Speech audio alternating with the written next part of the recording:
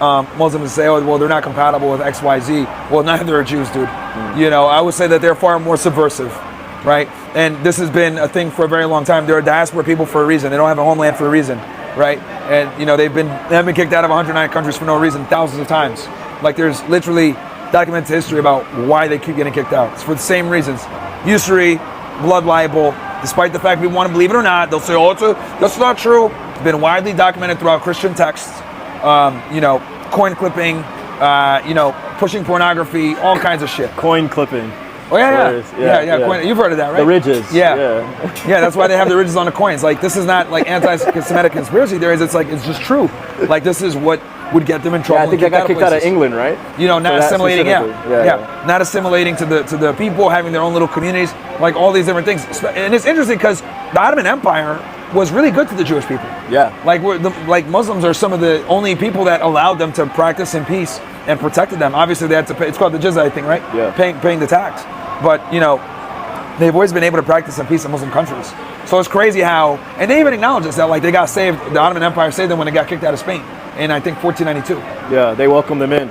Actually, Salahuddin al-Ayyubi, who in the West they know him as Saladin or Saladin. Yeah. He's the one who liberated Jerusalem from the Crusaders, right? Oh yeah.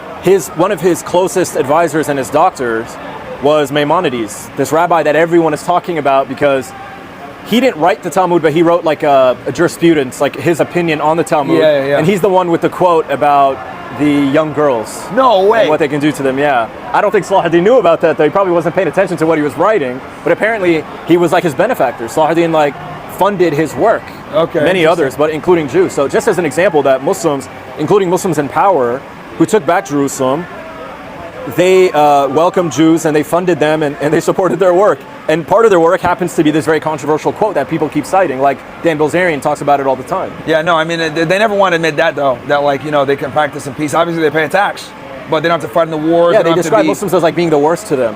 Yeah, that's a lie. Muslims were very welcoming to them. That's why there were Jewish communities in the Muslim world up until 1948, when the Mossad started carrying out these terrorist attacks to bring them because they needed the demographics. Yes. There were Jews everywhere in Morocco, in Lebanon, and Yemen. Yeah, they were all over the place. In Iran.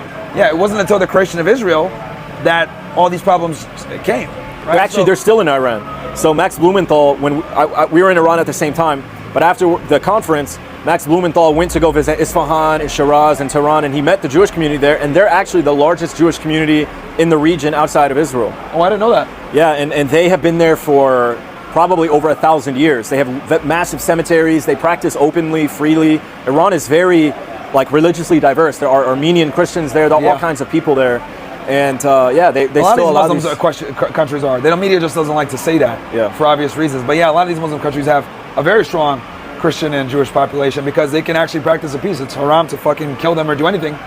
People of the book, you know what I mean? People of the book, yeah, exactly. So they consider them to be believers and they have to be protected. And obviously they pay a specific tax, but that tax is not that high anyway. You pay more taxes. And they don't got to fight at wars. 5 or 6 times. They don't got to fight at wars. There's a benefit. It's like you pay the tax, but you don't got to defend yourself or defend the country, any of that shit. Yeah. So it comes with a benefit versus let's be honest, like Christians used to kill the Jews. Like, get the fuck out of here. Yeah. You know, you guys killed Jesus. We're killing your asses. You know. Yeah. So they were less which I could understand because obviously Jews hate Christians, so there's really bad animosity there. But when it comes to Muslims and Jews, really until Israel came, there was not that much problem.